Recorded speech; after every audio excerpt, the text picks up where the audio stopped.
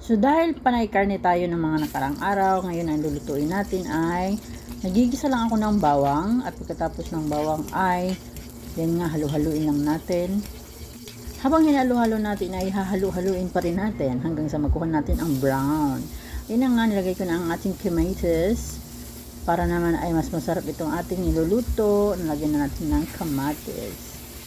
So nga pala sa mga ganitong luto, yung iba pala ay nilalagyan nila pati ng sibuyas na pula. Pero ako ngayon, hindi na, kamatis ang ilalagay ko. At ayun nga, nilagay ko na itong ating sardinas. Dahil paborito din natin ng sardinas, kahit na minsan ano nga ulit yun sa Tagalog, hindi ko na alam. Basta sa Bisaya yun, kabuhi. Kahit na minsan ay gumaganon nga tayo, minsan sumasakit siya natin. Kasi nga, di ba, kahit na ganun, paborito pa rin natin ang sardinas. Hindi na nga nilagay ko na ang ating udong na noodles. At ayun na nga sa mga paborito, sa may gusto ng mga luto ganito. So, panoorin nyo lang at